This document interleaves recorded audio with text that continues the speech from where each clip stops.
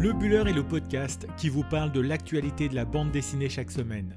Dans ce 81e épisode, on vous présente La Fée Assassine, album qui porte sur un drame familial que l'on doit au duo Sylvie Roge et Olivier Granson. Dans la deuxième partie, on balayera l'actualité de la semaine en vous présentant les autres sorties qui ont retenu notre attention. Rien qu'à la lecture de son titre, on se doute bien que la bande dessinée coup de cœur de cette semaine a tout de l'histoire intrigante et déstabilisante qui fait les bons récits. Si la semaine passée il était question de personnalités qui se dédoublent une fois le sommeil atteint, cette semaine ce sera une histoire de gémellité au centre de ce titre. Cette bande dessinée démarre par une scène assez banale, un soir de réveillon de Noël. On y découvre la jeune et jolie Fanny qui fait les courses en attendant que sa mère et sa sœur les rejoignent pour passer la soirée en famille. Quelques pages plus tard, son mari, médecin de son état, est appelé de toute urgence au commissariat de police car on l'avertit que sa femme a commis un meurtre.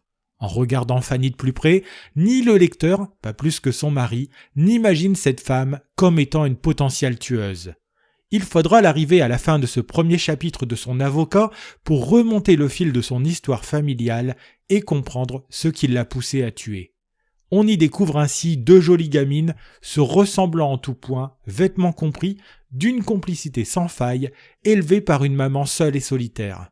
Au fil de la narration apparaît aussi le caractère autoritaire de la mère, des colères homériques, la tentative de privilégier une des deux filles par rapport à l'autre et de les diviser. C'est ainsi que grandissent Tania et Fanny, les jumelles qui semblent mener une existence paisible malgré une maman au caractère instable et imprévisible. Heureusement, la bouffée d'oxygène vient du couple que forment son oncle Louis et sa femme, la tante Polly.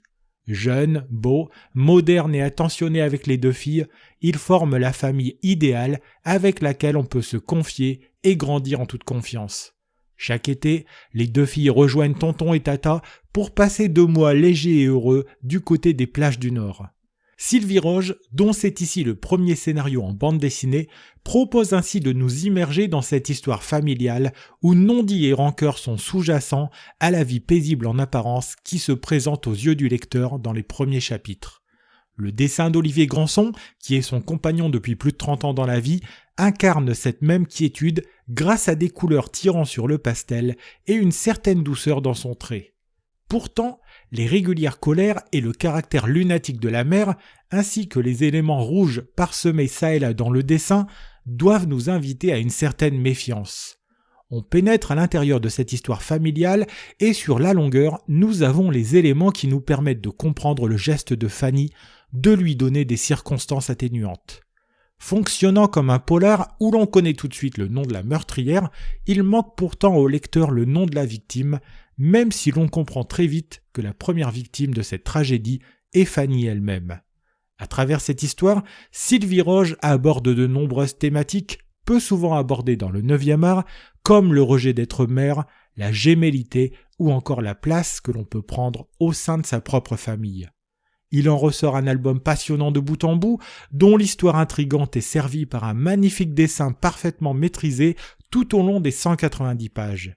La Fée Assassine est un album qui ne manque pas d'originalité par les thèmes qu'il aborde et qui offre un très bon moment de lecture, en plus de proposer une réflexion sur la famille.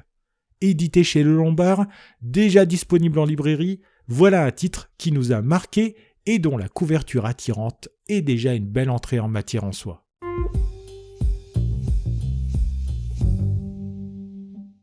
Dans cette seconde partie du podcast, nous allons revenir sur l'actualité du 9e art en s'intéressant plus particulièrement aux sorties incontournables de la semaine. Commençons la revue des sorties de la semaine par La Voleuse, titre du premier tome de la série Les Rivières du Passé, paru la semaine dernière aux éditions Daniel Maguen. Dans un Paris contemporain, nous y suivons la jeune et jolie Lynn, dont le talent le plus flagrant est d'être une voleuse hors pair. À la suite du vol d'un médaillon très rare et très précieux, venant tout droit d'Égypte, elle se retrouve propulsée dans un Paris médiéval et dans un passé déstabilisant. En plus d'un dessin très beau et captivant que l'on doit à Yannick Corboz, le scénario oscillant entre passé et présent de Stéphane Desberg en fait un premier tome que l'on doit lire de toute urgence. Paru aux éditions Stenkis, Écume est une bande dessinée humaine et très touchante qui s'intéresse au douloureux sujet du désir d'enfance par la voie de l'insémination artificielle. Ici, nous y suivons un couple de femmes dont le désir le plus fort est d'avoir leur premier enfant. Après plusieurs tentatives infructueuses, c'est enfin l'espoir qui apparaît avec la naissance future d'un petit garçon sur lequel on se projette déjà. Toutefois, la grossesse ne se passera pas comme prévu et après l'espoir, il faudra apprendre à vivre avec la douloureuse déception de ne pas pouvoir enfanter.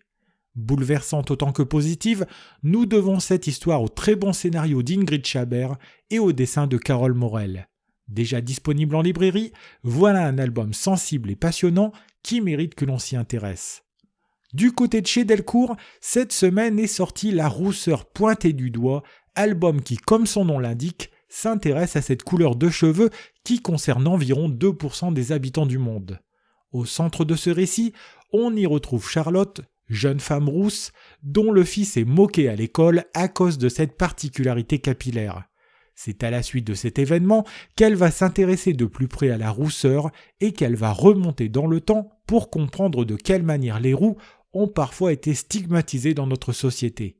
Couleur de cheveux qui a pu faire peur par le passé et qui peut être source de rejet, Charlotte va faire de cette particularité physique un avantage qu'elle assume et revendique. Bande dessinée intéressante et originale, nous la devons pour son scénario comme pour son dessin à Charlotte Mével.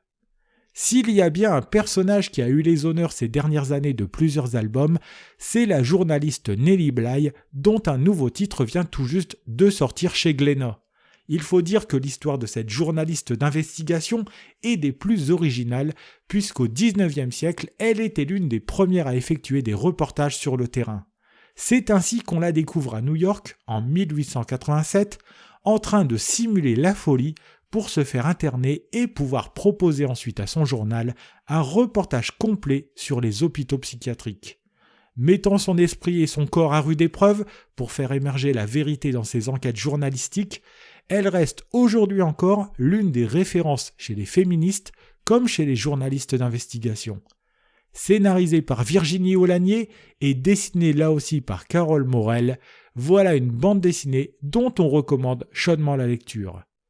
Histoire humaine et amusante, Maharaja, c'est tellement d'amour, est un album qui nous propulse dans l'univers de la fabrication des aliments pour chats. À la tête de l'entreprise Maharaja, nous retrouvons Jacques Berdémol qui n'a qu'une envie, se débarrasser de cette usine sur le déclin qui paraît totalement obsolète. Détestant profondément les félins et ne s'intéressant qu'à l'argent, Berdémol va faire machine arrière pour impressionner et séduire la belle Jessica, devenue sa secrétaire depuis peu.